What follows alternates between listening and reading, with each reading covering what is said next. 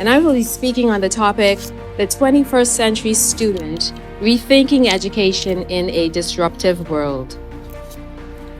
The 21st Century Student is faced with a reality that is both exciting and unsettling, a world that is disruptive yet advancing. And while society is racing ahead, too often classrooms and the education system are standing still, waiting to be upgraded. Just 25 years ago, there was no social media. Facebook was birthed in 2004 and Twitter in 2006. And both Facebook and Twitter did not just give us new apps, they gave us an entirely new way of connecting with the world. It is what we call the user-generated content, and also known as the interactivity, which is also referred to as Web 2.0. And by the 2010s, mobile internet and cloud computing took over. Smartphones placed the world in the palm of our hands. And yet today, artificial intelligence is rewriting how we work, how we learn, and how we communicate. According to an article written in the Journal of School Administration, Research and Development in 2024, it states that 95% of American teenagers own a smartphone. And as we know, when America sneezes, we catch a cold. So I would say somewhere around 80 to 95% of our teenagers have a smartphone. Today, we see the average student scrolling TikToks, tweeting, streaming, gaming, and now even asking ChatGPT and AI tools for instant answers.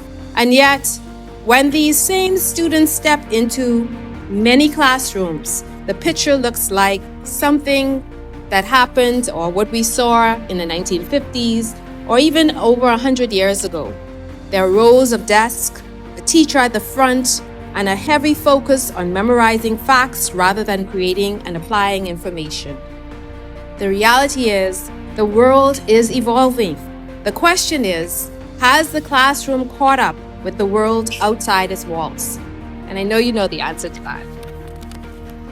If we are to prepare students for this century, this disruptive, unpredictable century, we must rethink education itself. And now when I say the world is disruptive, I'm speaking more about several areas, but today I want to mention just 4. First, technological changes. Technology is reshaping industries, jobs, and relationships. Machines are currently scanning groceries, robots are building cars, and we now have self-driving cars navigating roads.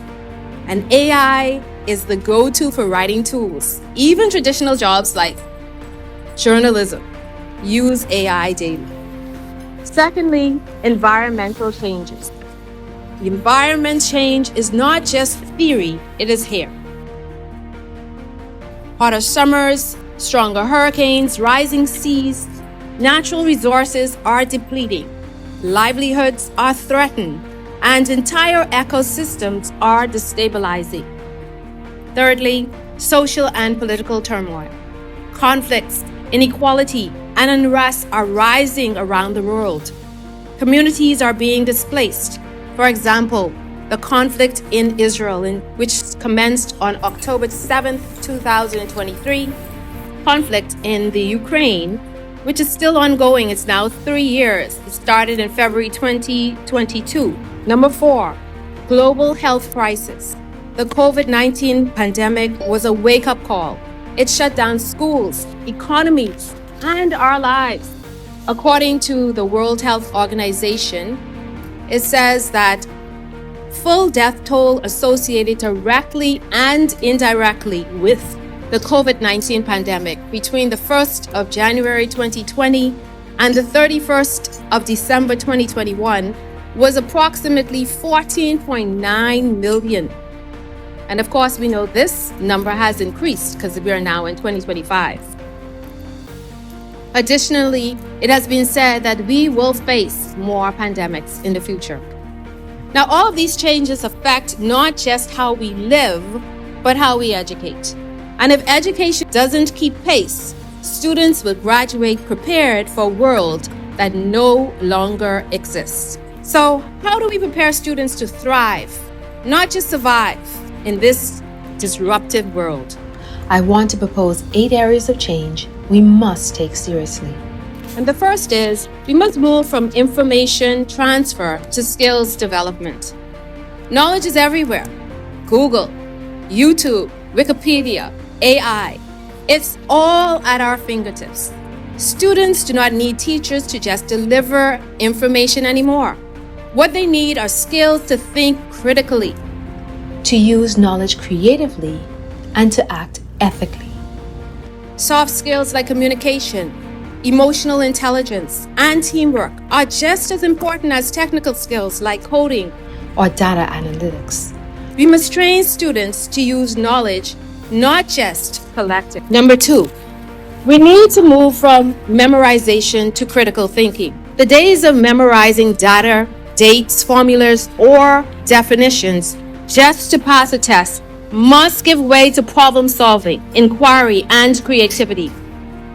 I am talking about critical thinking, people. Students must develop their thinking skills, and you must agree we have a loss of that in our community now.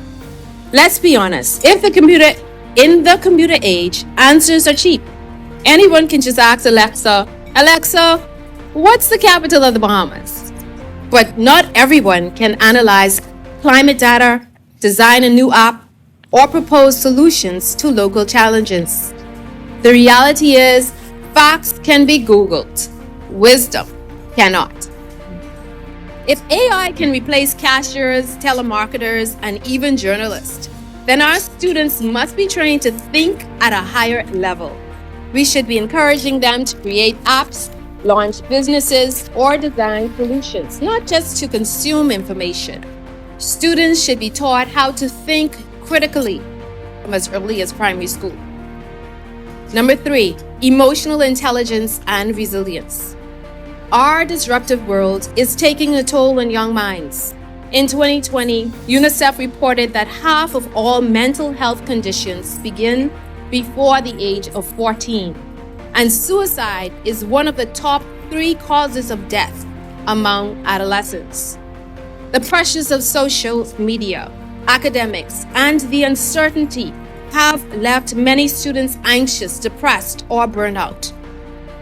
Academic success means little if a student feels disconnected or hopeless.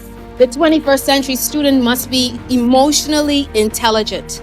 They must learn resilience, the ability to adapt when plans change, failure happens, or when uncertainty feels overwhelming. They must be equipped with self-awareness, empathy, and communication skills, because leadership in this century is not about authority, it's about collaboration. Schools should not just be factories of information. They must be gardens of growth, nurturing both mind and heart. Number 4, lifelong learning and flexibility. Gone are the days when a single degree sustains a lifetime career. Today's careers are constantly evolving. Students must learn to see themselves as lifelong learners, constantly retooling, updating, and adapting. Today's students must learn, unlearn, and relearn. Versatility and diversification are the new security. Number 5, entrepreneurship in education. Financial literacy should not be optional. Business knowledge should not be a luxury. Students must learn the basics of saving, investing, and creating from an early age. We should equip them to think like entrepreneurs, not just ask, where can I get a job? But how can I create an opportunity? I usually like to promote the book, The Rich Dad, Poor Dad. It's a book I wish I was told about earlier in my life. And it's a timeless piece, so I encourage you to read it and also share it with a student. The reality is, if we want wealth creators, we must start teaching wealth creation. Number 6, rethinking the role of the teacher. In the 20th century, teachers were the gatekeepers of knowledge. Today, Knowledge is everywhere. Therefore, the role of the teacher must evolve. A teacher should be more than a lecturer. The 21st teacher must become a coach, a mentor, a guide, someone who helps students discover their passions, challenge their assumptions, and build their character. Technology can deliver lessons, but only a human being can inspire, listen, and empower. Number 7, equity and access. We must face truth. The 21st century student does not look the same everywhere. Some have laptops and Wi-Fi at home. Others face poverty, discrimination, or conflict. If education is to prepare every student for this world, it must close gaps, not widen them. Every student, no matter where they live or what challenge they face, deserves access to the tools and support needed to thrive. True education does not widen gaps, it closes them. Number 8, holistic development. Education must develop the whole person, not just academics, but leadership, values, and purpose. I'm an academic coach, and as an academic coach, I saw the need to mentor and coach students as they navigate this disruptive world. I want to help students discover their passions, think critically, and build character. As part of my contribution, I developed a transformational program called Level Up Leaders 360. Our motto is to train with purpose, transform through knowledge, as we help people triumph in life. We want to equip, empower, and elevate students and people generally to lead with confidence, clarity, and purpose. Through holistic training and practical development, we want to empower individuals to become well-rounded, purpose-driven leaders who live and lead with intention, integrity, and impact. On August 30th of this year, we will be having our first student empowerment workshop. It is an interactive workshop with dynamic speakers. Participators in this program will gain practical tools and insights on leading with confidence, time management, goal setting, discipline, organization, communication skills, entrepreneurship, leadership development, building efficacy and resilience, mental health awareness, coping strategies, and much more. And during this program, we will also host 2 intergenerational roundtable discussions, allowing wisdom to pass between the old and the young. So for more information, please visit our website at www.levelupleaders360.com.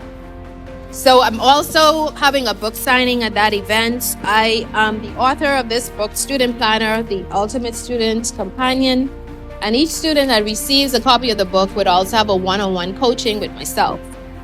Now I'm doing my part as an academic coach and mentor to help navigate students as they face this disruptive world. Because our students are not just preparing for the future, they are shaping it. So in conclusion, education cannot be reimagined by teachers alone. Civic organizations like Rotary, communities, churches, businesses, and governments must all play a role through mentorship, scholarships, internship, and career talks. Our students are simply not preparing for the future. They are shaping it. Every innovation, every movement for justice, every solution for sustainability will come from the hearts and minds of young people sitting in classrooms today. If we want a world that is wiser, kinder, and more resilient, then our educational system must reflect those values. The disruptive world is already here. The real question is, will we educate students to survive or to transform it? Thank you.